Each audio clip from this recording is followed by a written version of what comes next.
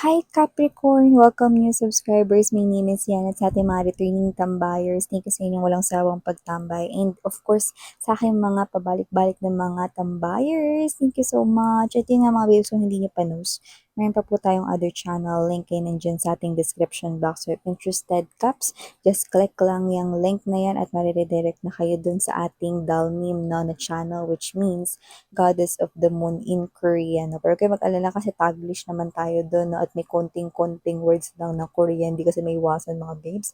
Pasensya na. So, yung mga babes, no? And yeah, wala tayo ditong gender ba, lalaki, LGBT, lahat welcome. Pwede nyo rin po i-switch yung mga roles if you want kasi possible talaga yung mangyari kasi meron ditong general reading, no? Kung saan halo-halo na yung energies. Okay? So, ganun yun.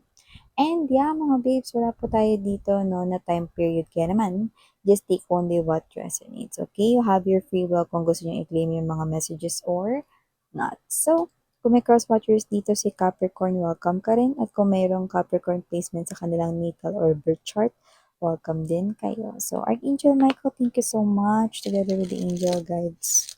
What do we have here? Messages for Capricorn, please. What does Capricorn needs to know? Can you please show me? Capricorn. What this Capricorn needs to know. Mga mensahe for Capricorn, please.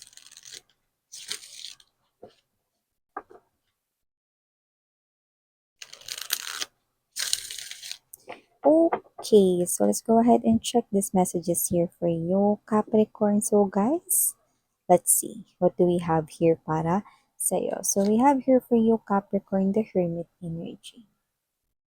Nandito din for you guys ang Death energy, Knight of Pentacles, World card. Oh, you've got 3 major arcanas na, no? 3 of Cups, 4 of Coins for Capricorn, bottom of the deck, 9 of Wands, 6 of Wands, and the 5 of Swords energy. Capricorn, meron ka ditong friend na mukhang gusto nang tapusin rito ang inyong friendship. Yan, no? Yan, no? Mga babes, sabi mo dyan, miss yan, ano yan, no? May gusto yan sa akin, no? Wala sa yung gusto tong friend mo na to, Capricorn. Kundi kaya gusto niya nang tapusin ang inyong friendship dito dahil meron siyang nalaman. Gusto ka ng taong gusto niya. Yung iba, oo, ines rito, no, pero alam nila sa sarili nila, no, na wala rin naman silang magagawa patungkol dito at hindi mo naman din ipinagtulakan at ipinilit ang iyong sarili dun sa taong gusto nila, no? At yung iba naman, mga babes, no, hindi rin naman nila sinabi sa'yo, no? Or bago pa lamang nila sabihin sa'yo, no, na gusto nila yung tao na yun, no, is una na nilang nalaman na may gusto yung tao na yun, na gusto nila, no? Ang gusto pala ay kayo. Yan, no? So, malinaw tayo dun na. Kaya tatapusin na nito dahil nakikita ko rito, no, na posibleng nakakita rin siya rito ng parang chemistry sa inyong dalawa. Kaya naman parang magle-let go na lang siya rito. Pero hindi niya nga kaya dito maging friend kayo. So, baka sabihin niya rin yung truth, no? Yan. So, meron ditong gustong i-end. Okay? Pero parang ayaw niya, no? I-end ang inyo ritong connection as friends, no? Para makapag-move on siya. Yung iba naman hindi matanggap rito kaya i-end na lamang ang friendship with you guys, okay? Pero, on the latter part, itong tao na to is alam din naman niya, no, na hindi ka naman dito yung flirty, wala ka ring inagaw dito or whatsoever. Yan, no? So, ito yung friend mo rito na nagle-let go, no? Pero yun nga, hindi niya rin naman kayang maging happy for you. No? Lalo na, kasi yung tao na yun ay gusto niya. Yan, okay? So, maliban dyan, nakita rin tayo dito ng energy Capricorn, no? Na possible na, alam mo yun, meron ditong person, no, na hindi matanggap or hindi niya ma-accept, no, na hindi mo siya gusto. So, ibang mensahe na ba yan, Miss Yan? Oo. Hindi mo siya gusto or hindi mo na gustong makipagbalikan sa kanya. Yan. Pwedeng new person kasi yun or pwedeng old person like ex mo na, no? So, nakita natin dito na kung sino man yan, hindi niya matanggap yung ganong klase ng sagot from you. This person right here is appearing as someone who wants always yes for an answer, and this person here will not let go of you. Okay?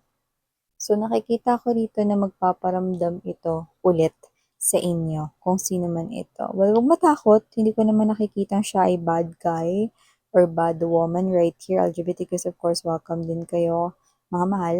Pero nakikita ko rito na siya yung klase ng energy hanggat hindi pa kayo rito nagkakaroon ng karelasyon, kung kayo ay single man ngayon or hanggat wala pa kayong sinasagot kahit may mga ibang nanliligaw na sa inyo ngayon, no? At hanggat kahit na meron na kayong boyfriend, girlfriend at kahit na kayo ay may karelasyon na pero hindi pa kayo na ikakasal, labarn daw, Five of Swords energy. Hindi kayo humusga mga babes, no? Pero hindi ko naman nakikita rito masama siyang tao, no? Pero kasi yung heart niya rito medyo high frequency, no? Medyo parang, alam mo yung energy ng, hindi sa ayaw niyang matalo dito, pero sobrang gustong-gusto ka niya to the point na kahit siya hindi niya rin nasusukat kung ano yung kaya niya ritong gawin.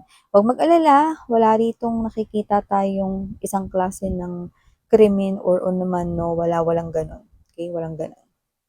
So, maliban dyan, Capricorn, nakikita natin dito mga babes, no, na posibleng makita or matagpuan ninyo ang sarili ninyong nag-aalala pagdating sa inyong pinansyal. Kasi mukhang meron dito na paglalaanan kayo ng pera pero parang yung naaalala ninyong pera, no, is parang budgeted na on your mind. Like meron na kayong paggagamitan, ganun, no? And then there's this situation approaching you guys wherein you will be thinking na, teka, kasya ba yung pera ko rito? Yan. So, parang kayo to na nag-iisip rito, no, kung, okay, meron pa ba kayong extra money or whatever. Pero wag mag-alala because kung kayo man ay manghihiram ng pera, no, sa isa ninyong malapit, basta malapit talaga ninyong kaibigan, no, nakikita ko na papahiramin nila kayo. At magugulat ka kasi kung sino pa sa mga friends mo yung parang hindi mo pa try na mahiraman, okay, siya yung ang bilis lang talaga na magpapahiram sa'yo at yung iba, baka magkusa pa dito. No pressure at all. Yun na nakikita ko rito at willing ka rin namang bayaran kung ano ang inutang mo. Yan. Speaking of kaperahan rin naman, no, may paparating rin naman kasi sa yung pera with the Six of Wands energy. At kung ano man yan, no, medyo nakikita ko lang dito na may pressure, may deadline lang din dito. Pwede kasing you're working on something like a project or work-related job or related to your business. Pero kung ano man yan, no, challenge lang yun. Okay? No need to overthink and worry. Kasi nakikita ko dito, pag mapagtatagumpayan mo yan, no? So, okay, kung ano man yan, maibibigay pa rin yan sa'yo. Kung yan ang challenge ng boss mo sa'yo, malalampasan mo yan o pagtatagumpayan mo yan. May success outcome right here for you, Capricorn. So, maliban dyan mga babes, no, meron ako nakikita dito, no, na posibleng, medyo hindi ko lang nagugustuhan yung energy niya. Kasi parang siyang balimbing. Parang hindi mo malalaman kung kanino siya kakampi. Basta kung sino kausap niya, yun ang kakampi niya. Okay? Mahirap kasi ganun, diba? Kunyari, may issue sa inyo, no? Pare-pares kayo magkakaibigan. May issue, ikaw at saka yung isa mong friend. Ngayon, etong balimbing na to, pagkausap ka niya, ikaw yung kakampi niya. Pagkausap niya yung friend mo, yun yung kakampi niya. Yan, no? Depende sa kausap niya. Ngayon, pagka kayo ay nagkaharap-harap, no? Yan mga babes, no? Kasi medyo may energy siya rito ng deceit. Okay?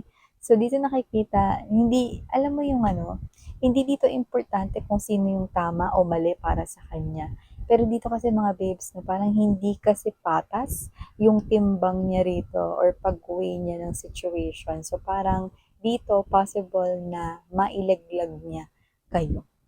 Ayan, no? Yung iba, kilala niyo na to. No? Naku, kilala ko yan. Kaya nga simula na nangyari sa akin yun, hindi na ako nag-share dyan. Yan, no? So, you still keep this person here inside your soul tribe kasi okay naman siya 'no, dito lang talaga sa area ng ito. So, may gano'ng klase ng energy 'no. Lahat naman ay parang may kanya-kanyang uniqueness and at the same time, may kanya-kanya rin na parang, mga bagay na hindi nagugustuhan ng iba 'no, 'yan. So, may gano'ng klase ng enerhiya. So, maliban diyan Capricorn, nakita rin ako rito na mas makakapag-save kayo ng money, okay sa kalagitnaan, simula ng kalagitnaan ng year 2025, you're gonna start saving more and bago mag-bare months na makikita mo when you check your ipon, it's definitely higher compared doon sa iyong ipon last year and the past years rin, 'no? So definitely, nakikita ko dito 'no, na nag-i-improve ang iyong pinansya. So keep going. Kung meron man ditong challenge when it comes to work, no, who knows, 'di ba? Yan yung tinutukoy dito na baka yan na yung magpapataas dito ng salary mo. So more salary, okay, more ipon. So yan mga babes, ito yung mga messages right here for you, Capricorn. Thank you so much. And again, I'm Yuriana on this. Thank you, love and light. 안녕.